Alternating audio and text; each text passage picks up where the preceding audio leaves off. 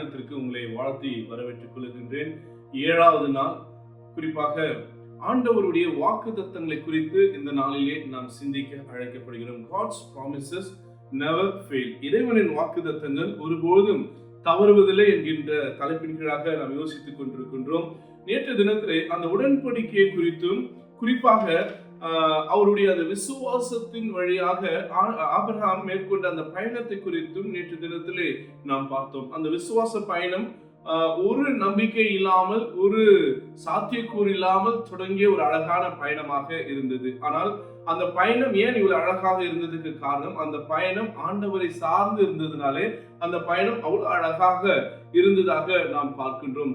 இந்த நாளிலும் அந்த பயணத்தை தொடர்கின்ற ஆபிரகாமுடைய வாழ்விலே நடைபெறுகின்ற சில சம்பவங்களை குறித்து, அவருடைய வாக்குத்தத்தங்கள் எப்படி அதுக்கான சாத்தியக்கூறு இல்லாமல் மாறி போகிறது என்பதை குறித்தும் நாம் சிந்திக்க இருக்கின்றோம்.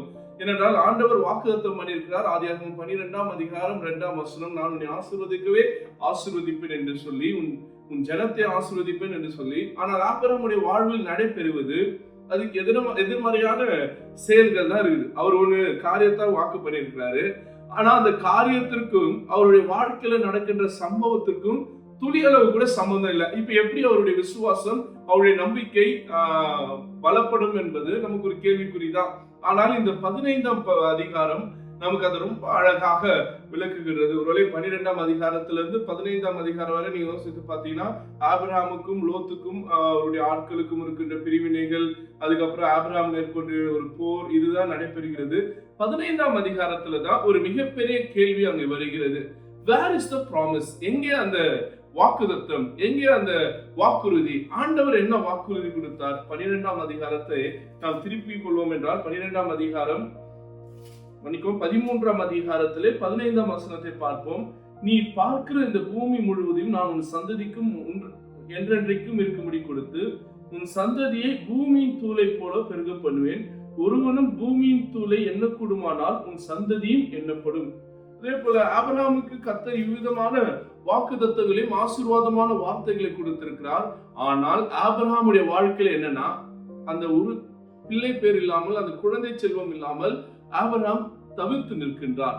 அதுதான் அவர் 15ஆம் அதிகாரத்திலே வைக்கக்கூடிய அழகான ஒரு காரியமாக இருக்கிறது. அது தொடங்கும் போதே பாருங்க, இந்த காரியங்கள் நடந்த பின்பு கர்த்தருடைய வார்த்தை ஆபிரகாமுக்கு தரிசனத்தில் உண்டாக்கி, அவர், ஆபிரகாமே, நீ பயப்படாதே, நான் உனக்கு கேடகமும் உனக்கு மகா பெரிய பலனுமாய் இருக்கிறேன் என்றார்.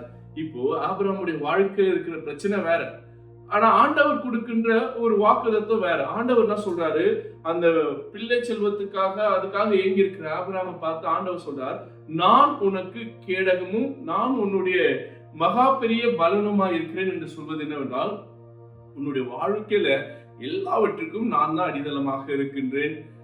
எதுவா இருந்தாலும் என்னை சார்ந்துதான் உன் வாழ்க்கையில நடைபெறும் என்பதை மறுபடியும் ஆபிரகாமுக்கு கர்த்தர் வலியுறுத்தி கொண்டிருக்கின்ற அழகான காரியம். ஆபிரகாமுடைய வாழ்வை நாம் திரும்பி பார்ப்போம் என்றால், கர்த்தருக்கு கீழ்ப்படுகிறார். அவர் எல்லாவற்றையும் விட்டு ஆண்டவர் காட்டுகின்ற தேசத்துக்கு பயணப்படுகின்றார். அடுத்ததாக அந்த டிவைன் டைரக்ஷன் சொல்லப்படுகின்ற அந்த தெய்வீக வழிகாட்டலை நோக்கி அவர் பயணப்படுகின்றார். இப்போ இந்த பயணங்களுக்கு ஊடாக அவருக்கு பதில் இல்லை. பதில் இல்லாத சூழ்நிலையில் ஆபிரகாம் இருக்கிறார். பல நேரங்களில் நம்ம வாழ்க்கையில் அப்படிதான், we pray but wait, நம்ம காத்திருப்போம். ஆண்டவரே, இன்னைக்கு கூட நம்ம ஒரு நிமிஷம் யோசித்து பார்த்தா நிறைய காரியங்களுக்கு நம்ம ஜெபம் பண்ணியிருப்போம். இன்னைக்கு அளவுக்கு அந்த காரியங்களுக்கு நம்ம இடத்துல பதில் பெறாமல், அந்த காரியங்களுக்கான விடை தெரியாம நம்ம நின்று கொண்டிருப்போம். ஆனா நம்ம விசுவாசிப்போம், இன்னைக்காவது ஒரு நாள் ஆண்டவர் அந்த காரியத்துக்கு பதில் அளிப்பார். we believe, பட் ஆனாலும் நமக்கு ஒரு ஸ்ட்ரகிள் இருந்துட்டே இருக்கும். ஆண்டவரே, நான் உங்க நம்புறேன் சுவாமி, நான் செபிக்கிறேன், ஆனா எனக்கு பதில் இல்லை, ஆனாலும் நான் போராடி கொண்டே இருக்கிறேன், வேதனைகளை அனுபவிச்சுட்டே இருக்கிறேன், என்னைக்கோ ஒரு நாள் நீர் எனக்கு பதில் அளிப்பீர் என்று நாம் காத்திருக்கிறோம். காரணம், நம்முடைய விசுவாசத்தின் ஆழம் அப்படியாக இருக்கிறது. அதே போலதான் ஆபிரகாமுடைய வாழ்க்கையிலும் அவர் ஆண்டவரை விசுவாசித்தார், அந்த பயணத்தை மேற்கொண்டார், வாக்குத்தத்தங்களை நம்பி இருக்கிறார். ஆனால் வாக்குத்தத்தம் நடைபெறுவதற்கான சாத்தியக்கூறுகள், அதுக்கான சூழ்நிலைகள் இல்லாத பொழுதிலும் ஒரு ஸ்ட்ரகிள் அவரோடு இருந்து கொண்டே இருக்கிறது. ஏன்னா எல்லாவற்றையும் செய்யறாரு, ஆண்டவர் வர்த்திக்க செய்கிறாரு, பெரிய ஜனக்கூட்டத்தை, அதாவது மக்கள் அவரை சூழ்ந்திருக்க கிருபை செய்யறாரு, ஆடு மாடுகள் பெருக்கத்தை தருகிறார், எல்லாமே ஓகே. ஆனாலும் தன் சந்ததிக்கான அந்த பிள்ளை இன்னும் இல்லை. அந்த ஸ்ட்ரகிளோட தான் ஆபிரகாம் போராடி கொண்டிருக்கிறது நாம் இங்கு உணர முடிகிறோம் இந்த 15ஆம் அதிகாரத்துல.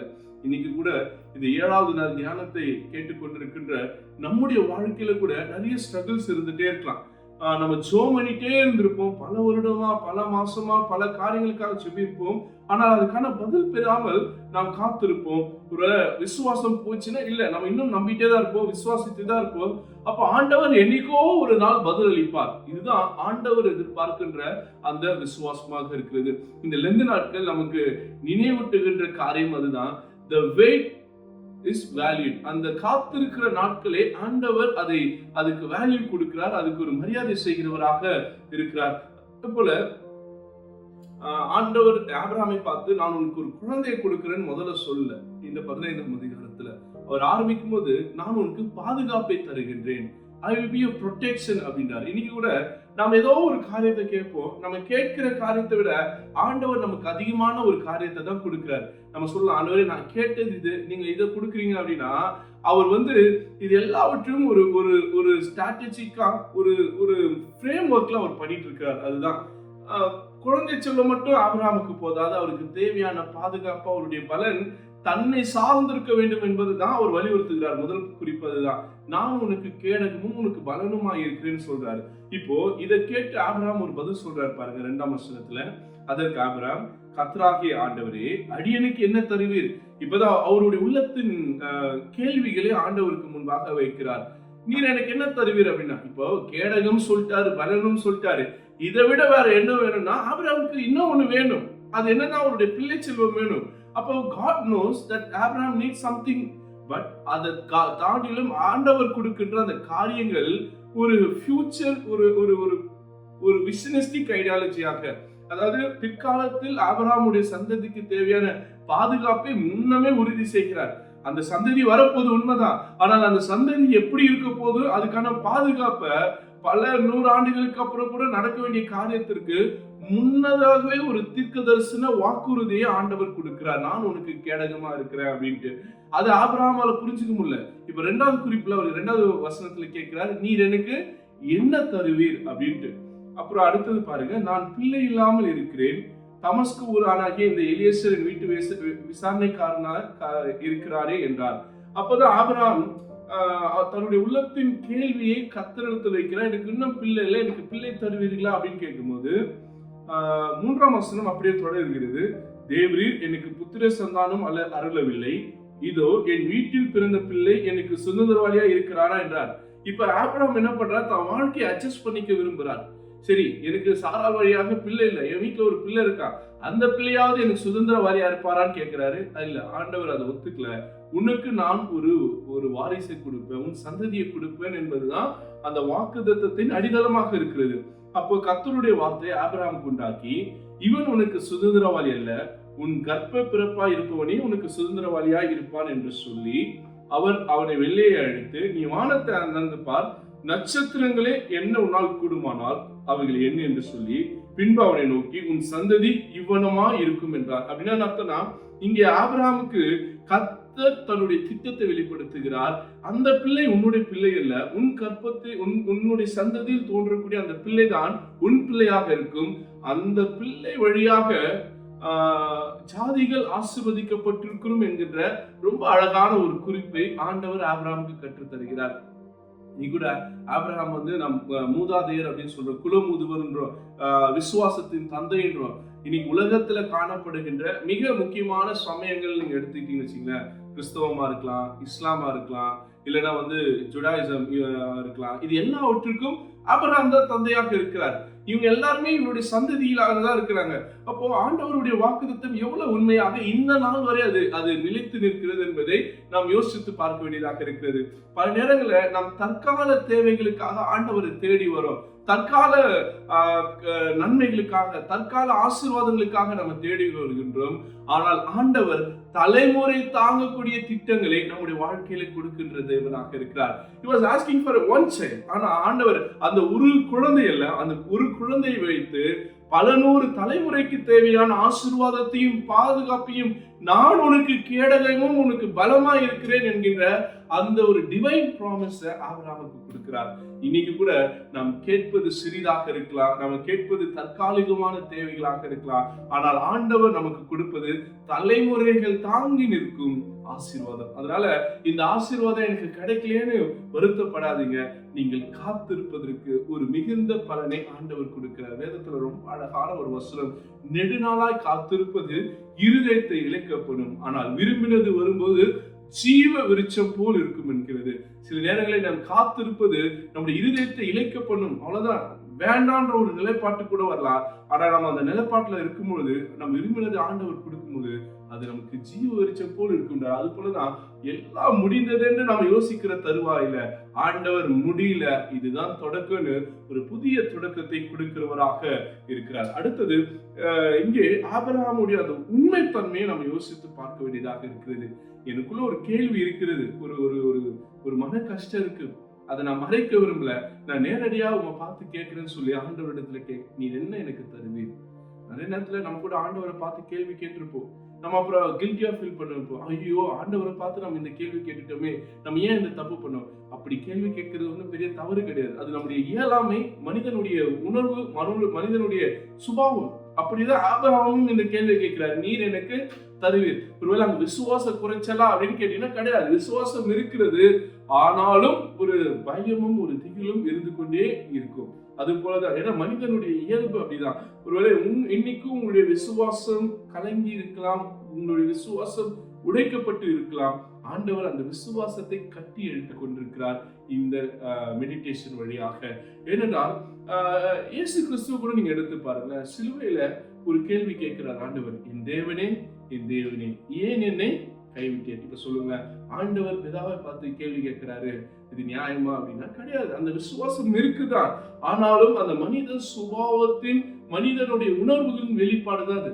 அந்த வேற யாரை கேட்க முடியும்? நானு வேற யாரு போய் நான் கேட்க முடியும்? வேற யாருக்கிட்ட போய் நான் போய் புலம்ப முடியும்?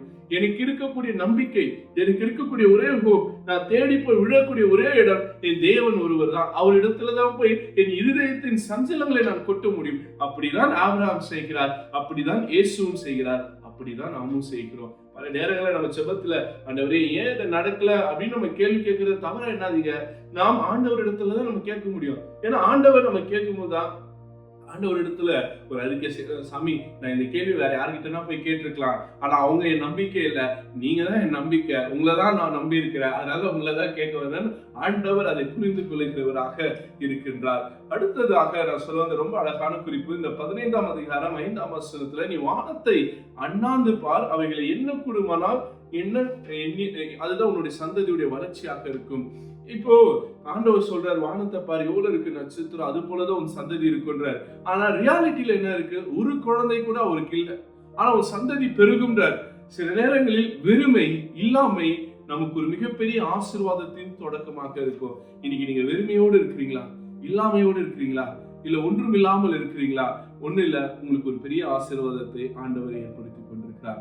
எல்லா பிகினிங்கும், எல்லா தொடக்கமும் ஒன்றுமில்லாமல் தான் இருக்கும், ஆனால் அதனுடைய நிறைவு பரிபூர்ணமா இருக்கும். ஆரம்பம் அற்பமாக இருந்தாலும் முடிவு சம்பூர்ணமா இருக்கும் வசனத்துக்கு ஏற்ப.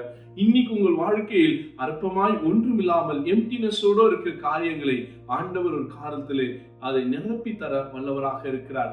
நம்ம செய்ய வேண்டியதெல்லாம் இல்லைன்னா அந்த வாக்குத்தத்தத்தில் உறுதியாக இருக்கணும். ஒரு நாள் அப்படிதான் தினமும் சென்னை டிராவல் பண்ணிட்டு இருக்கோம், நானும் என் மனைவியும் பிள்ளையும். வேலை நிமித்தம் அவங்களுடைய வேலைக்காக திருநின்றூர்ல இருந்து சென்னை போகும்போது ஒவ்வொரு நாளும் அந்த மெட்ரோ வழியா தான் போயிட்டே இருப்போம். பல நேரங்கள் சில சோர்வா இருக்கும். அதுவும் அந்த லெந்து நாட்கள்ல காலையில 5 o'clock டிவோஷன் முடிச்சுட்டு காலைல டிராவல் பண்ணிட்டு திருப்பி வந்து ஈவினிங் சர்வீஸ் இருக்கும். ஸோ இந்த மாதிரி ரெக்டிக்கா ஓடிட்டே இருக்கும். அப்போ ஓடும்போது சில நேரத்துல ஒரு மாதிரி கடினப்பாடு, அதான் இந்த சென்னை டிராபிக் எல்லாம் துபாய் டிராபிக் விட ரொம்ப மோசமா இருக்கும். அப்படி இருக்கும்போது இந்த மதுராவாயில் வழியா வரும்போது அந்த மெட்ரோ இது போட்டிருப்பாங்க, அதுல ரொம்ப அழகா அந்த மெட்ரோ ஒர்க்ஸ் உடைய அந்த பேரிகேட்ல ஒரு வேர்ஸ் இருக்கும். அதாவது அந்த வேர்ஸை பார்க்கும்போது ஒரு நாள் உண்மையிலே ஆண்டவர் அந்த வார்த்தையோட என்கிட்ட பேசுறாருன்னு, அது இப்படிதான் இருந்தது, inconvenience today for better tomorrow அப்படின்னு இருந்தது.